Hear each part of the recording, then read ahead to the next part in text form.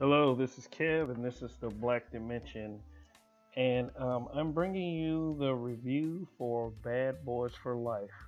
The film was released on January 17th, 2020. Um, and I have to say, mm, I was impressed.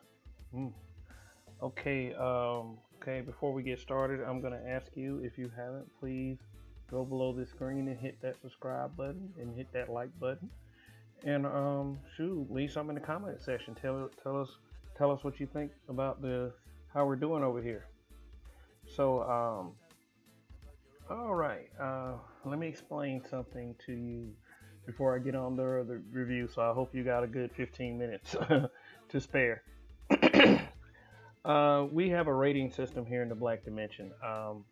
What I'm about to do is tell you what our rating is and give you a non-spoiler review.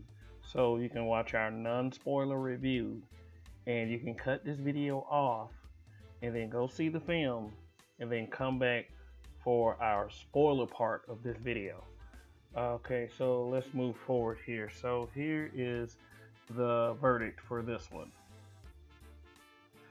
Yes, we have three ratings. We have our highest rating, which is a buy. Yes, Bad Boys for Life is definitely a buy. Yes, go see this at the theater. I mean, take your significant other. Go with a group of friends, or hey, go by yourself if it's like that. But in either situation, you will enjoy this film. First off, for me not being a fan of what Michael Bay did to the Transformers franchise, which was still had some good things about it, I would have to say that this, as a director, this is some of Michael Bay's best work. This without a doubt, the Bad Boys trilogy is some of his best work, and this movie right here, Bad Boys for Life, solidified the trailer. I mean, not. I'm sorry, solidified the trilogy completely. Yes, it makes it a worthwhile trilogy. Uh, it had the right amount of everything. It wasn't too much, too many shootouts. Wasn't too many explosions. Wasn't too much lag time. It was a very balanced film. The story was awesome. The story was full of twists. I mean, it was the perfect mix of comedy and action, as were the other two Bad Boys films. I like having fun going to see a film, and I definitely had fun watching this one. I laughed, I was shocked, the action, the thrills and spills. Yeah, it was all there, and also my Martin Lawrence and Will Smith in their respective characters have been consistent for all three films. I mean, plus you have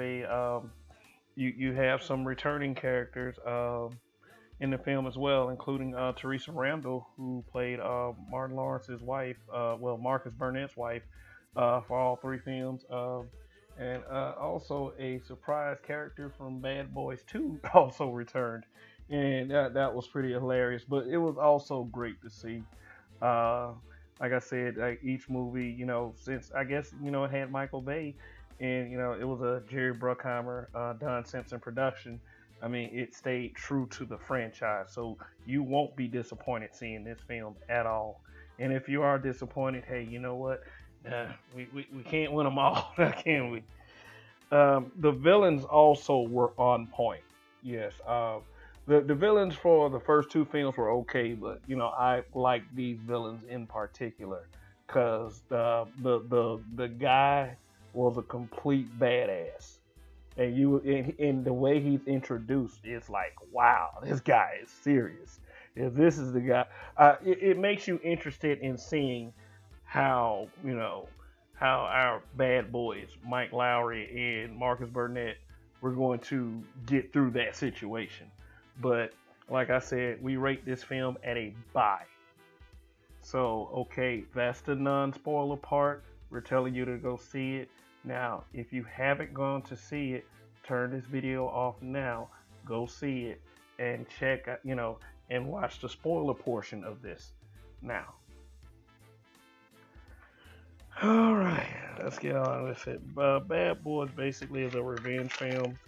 Cartel boss orders her son, who is also a cartel boss, to take out all of the law enforcement agents, the judges, the lawyers, and also who happens to be on that list is Mike Lowry. So the movie really starts out with Marcus becoming a granddad, and the usual. We're getting older. Let's put life into perspective because think about it. This trilogy is 25 years old. It's 25 years old. I mean, there was so much space in between each film's release. Um, yes, and his daughter gave birth to his grandkid, and the father turns out to be Reggie from Bad Boys 2. Now, the Reggie scene in Bad Boys 2 was like the funniest scene in the film, and it was characteristic of what Bad Boys is all about. Um, yeah, yeah, and I was really happy to see that. I was really happy to see that. It made me like the film even more. Um, but moving forward, after one of the most violent prison break scenes I had ever seen, Isabella Retes and her son Armando are introduced. Armando is, well, shoot, I think, yeah, he's in Miami, and she gives him the order to to take out all these law enforcement agents that is responsible for taking her and her husband down and sending them to prison. Um, and like I said, Mike was on the case, and um while Mike and Marcus was at a bar, they were drinking. Marcus like, I'm gonna retire, and Mike was like, no, no, I can't do it. So, okay, so they go out and do a foot race. Mike wins the foot race, but he is gunned down by some mysterious figure on a motorcycle, which turns out to be Armando. Um, you know, uh, and as we know, Mike gets better and he becomes obsessed with revenge. But Marcus is like, no, bruh, I'm retired. And they have the cop buddy breakup thing, but it does seem kind of they make it look kind of serious. But Mike is obsessed with getting these guy and taking this guy down. So after paying a visit to who makes a cameo appearance, DJ Khaled, he is forced into an alliance with this new hotshot special ops team called Ammo. Which means kind of replace the whole the Latin partner team who always tells the racist jokes to Mike and Marcus. And I mean, I understand that dynamic being replaced, but it is a suitable replacement because it's like a young meets old thing. And there's Ammo right here. Ammo is headed by an old flame of Mike, Rita's. Rita, you can definitely tell the tension between Mike and Rita throughout the entire film. As they used to date, and basically that was Marcus's point, and also Captain Howard's point. You need to slow it down, Michael, before you end up getting, before the next time you get shot, it might be permanent. You know, and the introduction of Ammo, it took nothing from the movie. Actually, it added to it. It really did. I liked Ammo. I thought they were a great part of the film. And can you say possible spinoff if they build them up enough? I mean, I think so. I really think so. I mean, it even led to sort of a young versus old confrontation between Mike and the guy on the others, on your left hand side, and that was pretty funny too. But Rita, the one on your far right, she becomes captain in the film, and it's because of the big shocking death of the film. Captain Howard, played by Joe Pantoliano, is taken out by Armando. Um, you kind of saw it coming because the way the scene was set up. He had this real, bad heart, like this really good heart to heart with Mike. And the way I watch films is like I said, oh man, I bet you Captain Howard about to die. And then like it brought me down to like, oh maybe they're gonna spare him, and then boom, it happens. And it's like everybody you just heard this big gasp over the theater, and it was like Well, it was, and that's in the way the story unfolded further. It was, it was his death. It was sad, but it was necessary to move the story forward because this is what definitely brought Marcus, you know, for one last time with Mike. Had The action scenes were also great. The motorcycle scene was awesome.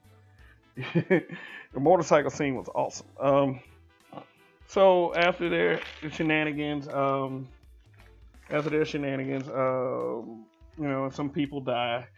Uh, it turns out there's a big twist in this film. Mike finds out that Armando is actually his son. The guy that had been trying to kill him for the entire film and actually technically succeeded because Marcus revealed to Mike that while you was under, you technically checked out you died like 3 times.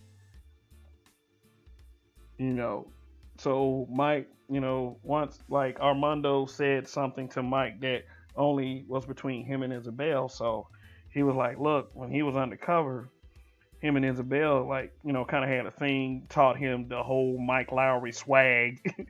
And, they fell in love. And they made Whoopi, and Armando was the product of that affair.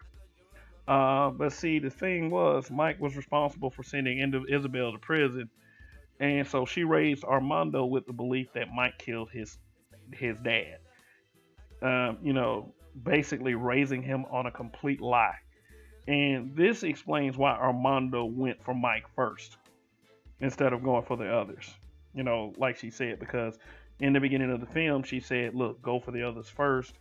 I want Mike to see this, and then I want you to kill Mike. But he didn't. So the final confrontation ends up at a big shootout in Mexico City because you know how they do it. If they have to go across the border to go get someone, they will. And that was basically it. After the death of Captain Howard, we said, we're going to get these people and we're going to kill them. And, Mike decides that, yeah, he does still want to kill his son at first, but it was just after, everything unfolded in that final scene, which was very well played out, which ended with, with a big shootout, fire everywhere. I mean, like, the way the scene was shot was awesome. Like, I'm telling you, I can't exaggerate enough to you that on how good this film actually is. And Isabel ends up dying at the hands of Rita. But not before she, Armando's like, Will, no, not Will, Mike Lowry reveals to Armando that, you're my son. And he, Armando's like, is this true? Is this true?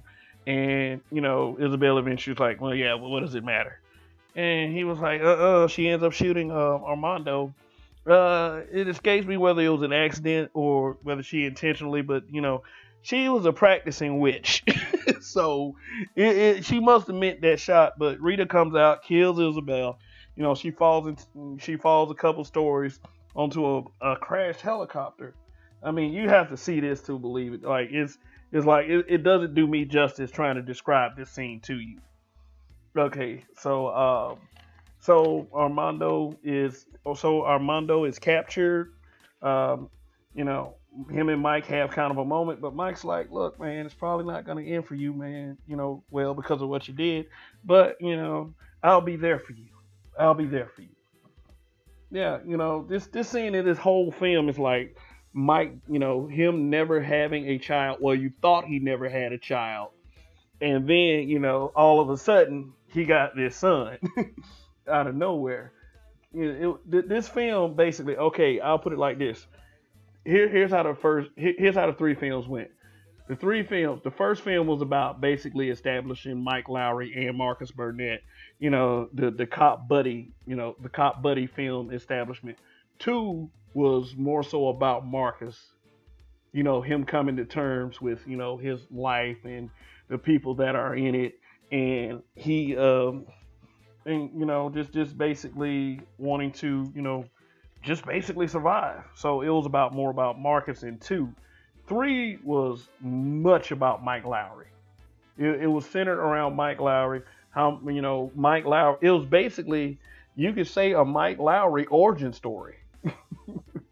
But I mean, the story was complete. The story had everything. Had interesting characters. It had Will Smith and Martin Lawrence continuing a very successful movie franchise.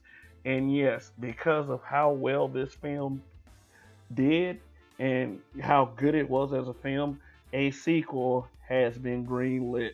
So we will be seeing another Bad Boys film, probably with you know Ammo working with Armando, Mike Martin, maybe just whatever they do. I trust these guys. I trust Michael Bay with these films. I don't trust him with Transformers, but whatever. I mean, it was a solid film. Now, as I said earlier, okay, this is a buy, definitely. Go see the film. It is worth a visit to the theater. Get your favorite snack, get some popcorn, and enjoy the ride. All right, this is Kev, and this is the Blakk Dimension. Please like this video, share this video onto your various, in your favorite spots, your favorite, Facebook pages, or even your personal Facebook page. Let your friends check us out. We want to push this channel's growth. And just and on a personal note, yeah, Bad Boys, the Bad Boys franchise are like my favorite cop films now. And I'm talking about this is past 48 hours. This is even past Lethal Weapon for me. I even think that this set of films is better than the Lethal Weapon films. And that's a bold claim. But I might make a video on why I think that the Bad Boys films are better than the Lethal Weapon films. Even though the Lethal Weapon films were pretty good. They're pretty good. I'm just gonna have to roll with Bad Boys on this one. And I cannot wait for a sequel. So let it sink in. And once again, this film is a buy. Definitely go see it. All right, that's it for now, and we will see you on our next video. This is the Blakk Dimension. This is Kev, and this is Kev encourage you to get pulled in. Peace out.